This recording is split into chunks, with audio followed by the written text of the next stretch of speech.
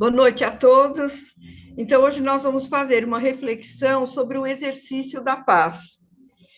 E que a gente possa, enquanto estamos fazendo essa reflexão, falando sobre paz, que a gente possa estar aqui se doando aí para os mestres reikianos, para ir fazendo o trabalho a todos aqueles que nos fazem o pedido, pedindo ajuda, pedindo amparo.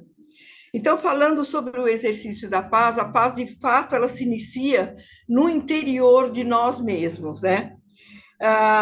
Se não tenho a paz em mim, comigo, entre mim e eu mesma, então a paz, para mim, é inexistente.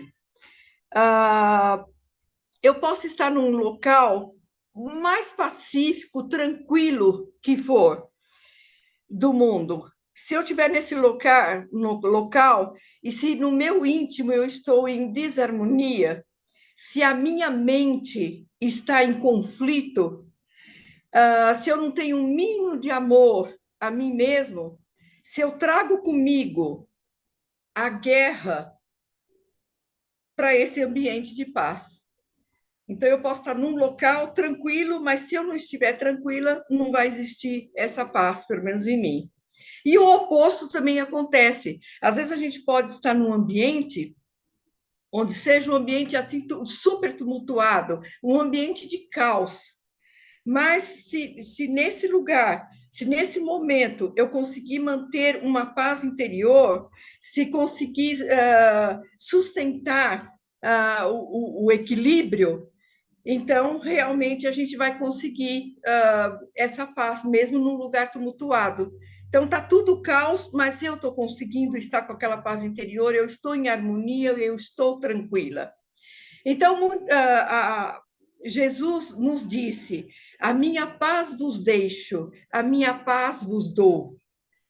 Jesus podia e pode falar isso para nós. Por quê? Porque Jesus, ele já possuía essa paz. Jesus, ele já tinha desenvolvido essa paz interior, esse reino de Deus dentro dele. Então, nós ainda estamos construindo essa paz interior, porque isso é uma conquista, é progressiva de cada um de nós ao longo do tempo. E isso depende desse exercício. Nós precisamos exercitar para a gente conseguir adquirir. Assim faz o atleta. O atleta ele começa fazendo tal exercício, mas se ele não continuar, ele perde tudo aquilo que ele aprendeu. Então ele precisa continuar para cada vez ele melhorar e estar melhor naquela, no que ele faz, seja uma natação, seja o que ele estiver fazendo, né? Então, né, nós precisamos fazer esse exercício para adquirir.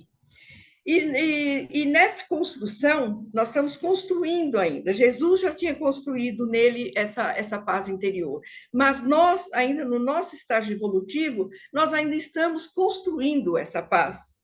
E eu estava lendo num livro que chama o livro do Augusto Cury, que chama O Homem Mais Inteligente da História. E ele conta ali que tinha um pesquisador, ele é até um psiquiatra, e foi convidado para uma conferência, para dar uma palestra numa conferência internacional, um congresso muito importante. E lá o que se falava nesse congresso era falando sobre o aquecimento global, o futuro da Terra. Só que esse pesquisador, ele foi até ali e ele ia falar o tema dele era sobre recursos naturais de um outro planeta. O tema dele era o planeta emoção. Então, a sustentabilidade do planeta emoção. E todos que estavam ali naquele congresso ficaram achando aquilo um absurdo. Quer dizer, parece que não combinava com o motivo daquela reunião, porque ali eles estavam justamente falando sobre o aquecimento global. e não entendia o que tinha que ver a sustentabilidade do planeta emoção. E talvez até pelo fato de ser um tema diferente, que não diferente do que tinha ali no Congresso, muitas pessoas resolveram assisti-lo. Então, diz que nesse dia que ele estava falando sobre a sustentabilidade do planeta emoção, tinha ali mais de 500 pessoas assistindo aquela palestra. E nessa palestra, ele disse que antes da Terra falir, né, porque estava falando sobre a sustentabilidade da Terra, mas que antes da Terra falir, falirá primeiro a emoção do homem moderno.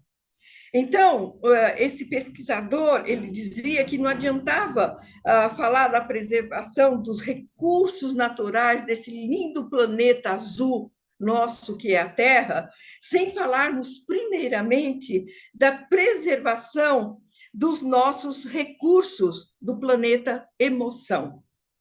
E ele, nessa pesquisa, ele começa a demonstrar, ele diz que, olha só como que é, que em cada duas pessoas, imagine, em cada duas pessoas desenvolverá um transtorno psíquico, ou seja, ansiedade, depressão, síndrome do pânico, né, que é o medo, tanto que a Tonieta sempre fala para a gente, doenças psicossomáticas. E ele diz também que ruminar perdas, frustrações, sofrer por antecipação, quem de nós que não sofre por antecipação, né? São outros comportamentos que destroem o planeta emoção, esse nosso mundinho interior. Então, veja bem, ele diz que ele tinha um índice que chama GEEI. Alguém lá da plateia, um psiquiatra chinês, perguntou para ele: eu nunca ouvi falar neste índice, o que significa? E ele diz que era gasto de energia emocional inútil. Então, imagina como que nós gastamos nossas emoções. Como que a gente cuida de nossas emoções? Será que a gente consegue fazer o que Jesus pediu, orar e vigiar nesse momento das nossas emoções? Porque ele diz que o ideal seria nós termos um índice de GEEU. O que seria isso? Seria o gasto de energia emocional útil. Então, imagina, o trabalho nosso de fazer tudo isso. Mas ele dizia também que os neurocientistas comprovam que 70%, olha só, gente, 70% de nossas decisões são puramente emocionais. Se eu for ver meu índice do GEE, do inútil, meu índice é 99,9%. Então, o cuidado que a gente tem que ter com nossas emoções, vigiar nossas emoções. Se a gente tem 70% das decisões são puramente emoção. E engraçado que aí perguntaram para o senhor, para ele, né, para esse pesquisador, para esse psiquiatra, o senhor como autor desse programa de gestão emocional, é um perito na área? Imagina, ele está dando uma aula sobre isso. E esse pesquisador, então, ele faz uma viagem mental, estando ali, ele faz uma viagem mental e ele começa a pensar no momento que a sua esposa está falecendo, está morrendo, e ele pensa, por que foi tudo tão rápido? Aí ele pensa no seu filho, o medo da perda, de perder aquele filho.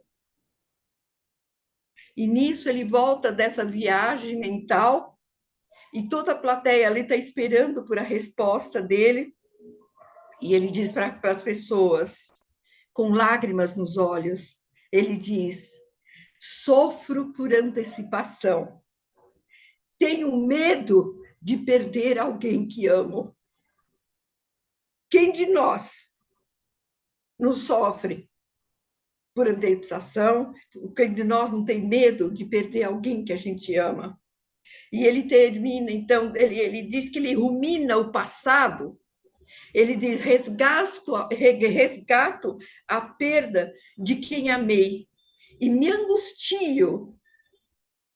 Então, imagina, Ele diz, sou um aprendiz na gestão da emoção, sou um ser em construção. Todos nós estamos nesse mesmo barco. Todos nós somos seres em construção. Por isso, o exercício, por isso esse trabalho, o exercício é trabalho. Então, por isso, esse empenho nesse exercício da paz. E para a gente refletir com cuidado nas nossas decisões, que muitas vezes a gente toma as decisões e não percebe como que está a nossa emoção, que foi mais emoção, a gente não pensou, a gente só foi pela emoção do momento. Então é difícil gerenciar emoção. E quem conseguiu gerenciar a emoção? Jesus. Jesus, o meio rabi da Galileia. Jesus sabia gerenciar. Por tudo que ele passou como homem aqui na Terra, mas ele sabia gerenciar as emoções. Então, Jesus, ele veio, ele não estava um ser em construção como nós estamos, porque ele já estava pronto, ele já tinha, né, construído essa paz interior. Além de construir essa paz interior, Jesus não tinha só a paz interior. Jesus era um pacificador. Jesus, além dele ter a paz interior, ele transmitia essa paz a todos aqueles que estavam à sua volta. Então, Jesus já era um pacificador que veio à Terra para nos ensinar a construir esta paz interior, a exercitar, ainda nós estamos exercitando essa paz interior. Até que um dia nós nos tornaremos também um pacificador. Não só vamos transmitir essa paz interior a todos aqueles que estão à nossa volta. Então, Jesus soube e sabe gerenciar suas emoções. Jesus, quando estava no ápice da sua missão, quando ele sabia que já estava chegando a hora da sua crucificação, estava já próximo ali da Páscoa, e Jesus quis fazer uma ceia, ele quis fazer uma despedida com todos os seus discípulos. Então, Jesus pede para que algum dos discípulos vá até um lugar e prepare a ceia, porque ele quer se encontrar, ele quer fazer uma despedida com todos aqueles. Ora, Jesus sabia muito bem que Judas iria traí-lo. Jesus sabia de antemão. Jesus sabia e tinha dito a Pedro que você irá me negar 3 vezes antes do galo cantar. Então, Jesus sabia da dificuldade de todos aqueles. Mas Jesus, quando fez a ceia, quando convidou, ele não tirou ninguém ali da ceia. Por quê? Porque ele já tinha essa paz interior. Ele sabia entender, ele sabia compreender. Jesus já tinha misericórdia, já tinha compaixão para saber que aquelas criaturas que era o momento deles ali de fazer, ter aquela atitude, mas que vai chegar um momento que eles não fariam mais aquilo. Então, para Jesus, era tranquilo. E aí eu pergunto, e nós, como somos? Aí eu me recordei que nós, quando nós estamos aí na época de Natal, e olha que nós estamos num clima natalino, nós estamos num clima do nascimento de Jesus, então paira no ar um clima gostoso. Mas quando nós vamos falando que vamos fazer uma ceia para convidar os parentes, para convidar os amigos, logo surge aquela: se fulano for, eu não ponho os pés lá. Se fulano for, eu não apareço. Por quê? Porque nós não temos ainda, ainda não desenvolvemos essa paz interior. Nós não sabemos respeitar o outro, nós não sabemos. O que custa? Se eu não me dou com ele, eu vou, ele fica lá no canto, eu fico no outro, e tudo bem, quem sabe até que no fim da ceia a gente até consiga fazer uma paz, mas não, a gente já põe um pé atrás e eu não vou. Então, essa paz, exercitar a paz interior, conseguir lidar com esses desafios todos. Desafios nós temos o momento inteiro. Nós temos desafios econômicos, desafios de doença, desafios de afeto, desafios de perdas. E a gente precisa saber tratar, cuidar das nossas emoções, para a gente não se desequilibrar, para a gente não ficar desarmonizado. Então, o quanto é importante isso. E Jesus nos deu a prece para quando a gente está desequilibrado, quando a gente não está bem, o que a gente recorre? A gente recorre à prece, pedindo ajuda, pedindo amparo para o nosso mentor, pedindo amparo para os mestres reikianos, pedindo ajuda. E essa ajuda vem. E aí a gente consegue baixar a bola, consegue ficar mais tranquila. E às vezes a gente consegue até tolerar alguém, até suportar alguém, que é uma palavra difícil suportar, é melhor falar tolerar, né? A gente consegue ter alguém ali. Então, esses desafios a gente precisa saber. Às vezes a gente não tem amor, a gente não consegue ainda ter um grande amor. Nós também estamos trabalhando esse amor dentro de nós. A gente está exercitando também esse amor dentro de nós. E o poeta Rapadura diz, acho que é Rapadura o nome dele, daquele poeta do Nordeste, e que ele diz assim: se você não tiver amor, pelo menos tenha respeito. Se eu não tenho amor para dar, que eu dê respeito ao meu próximo. Então, respeitando tudo, respeitando a todos, a começar por nós mesmos, né? Porque essa paz interior é uma paz, é o sentimento que nós temos.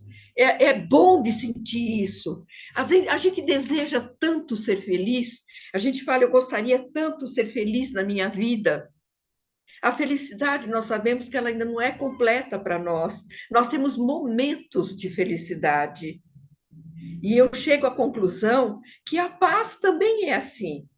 Nós temos momentos de paz. Tem dia que a gente fala assim: nossa, hoje eu acordei zen, acordei numa boa, hoje eu estou de bem com o mundo. Nesse dia nós estamos tranquila. Se alguém pisar no nosso calo, nós não vamos nem ligar nesse dia.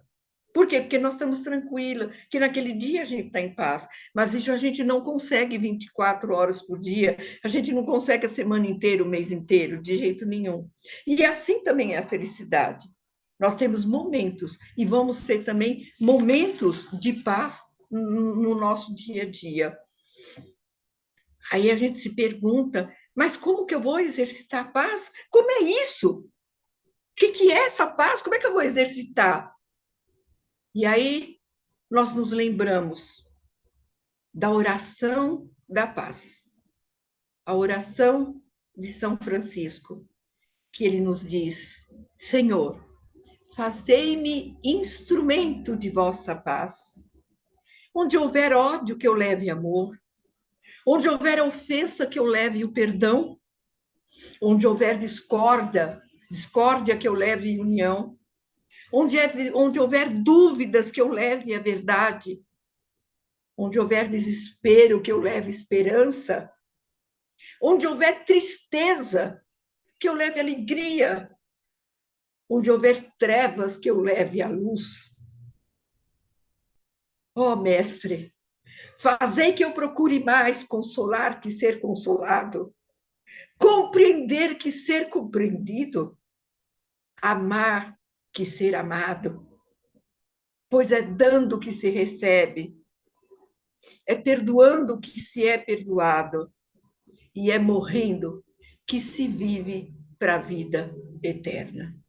Eu não posso dizer para vocês que eu dou a minha paz a vocês, porque eu não a tenho. Mas eu desejo de coração que cada um sinta a paz de Jesus no coração. Obrigada.